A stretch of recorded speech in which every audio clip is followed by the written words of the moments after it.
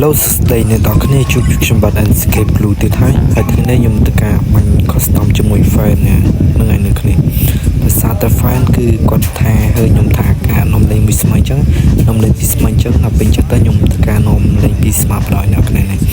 អ្នកគ្នាបើចូលចិត្តវីដេអូបាញ់ custom អញ្ចឹងអ្នកគ្នាកុំភ្លេចជួយចុច subscribe ចុច like នៅ channel ខ្ញុំដើម្បីផងអ្នកគ្នាដើម្បីខ្ញុំខ្លាំងចិត្តធ្វើវីដេអូជារៀងរាល់ថ្ងៃអ្នកគ្នានេះហើយស្រាប់ការលេងគឺខ្ញុំបាញ់រៀងតោះឲ្យទេអ្នកគ្នាមួយតំណឹងទៅដោយសារតែខ្ញុំគឺមិនដែលលេងកាភ្លើងនេះទេអ្នកគ្នានេះបាច់បាក់តិចអ្នកគ្នាហើយគឺដោយសារតែ fan គាត់ថាអាការលេខពីស្មារតីលេខអត់ចឹងពេលចឹងខ្ញុំថាអូខេមកលេងឲ្យជួបកម្មពេលចឹងតែខ្ញុំបង្កើតបាញ់ប្រយអ្នកគ្នាមិនទឹកដៃខ្ញុំលេងអាកាភ្លើងនេះទៅមិនដែរអ្នកគ្នាចេះទឹកដៃថ្មីថ្មអ្នកគ្នា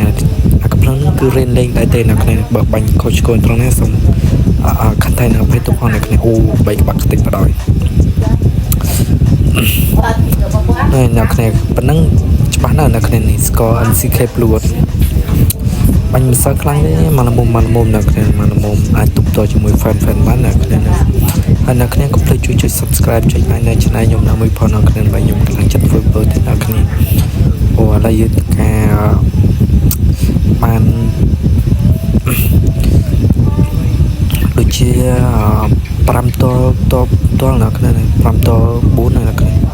អូ6តល4អ្នកគ្នាឡើយទៅខាងឃើញ enemy មកគ្រប់បីក្បាក់តិចអូចុះឥឡូវដល់វគ្គគ្នាយើងម្ដងអ្នកគ្នាអានេះគឺ fan បលអូបែកក្បាក់តិចអ្នកគ្នានេះតើឡើយឈ្នះបាត់ណាអ្នកគ្នាវីដេអូខ្ញុំវាមិនតែប៉ុណ្្នឹងទេអ្នកគ្នាកុំភ្លេចជួយចុច subscribe ចុច like នៅ channel ខ្ញុំនៅវិផុនអ្នកគ្នាបើពេញចិត្តនឹងវីដេអូនេះខ្ញុំនឹងធ្វើវីដេអូបាញ់ challenge ជាមួយ fan អ្នកគ្នាហ្នឹងអ្នកគ្នាជួបគ្នានៅវីដេអូក្រោយអ្នកគ្នាបាយអ្នកគ្នាអរគុណអ្នកគ្នាច្រើន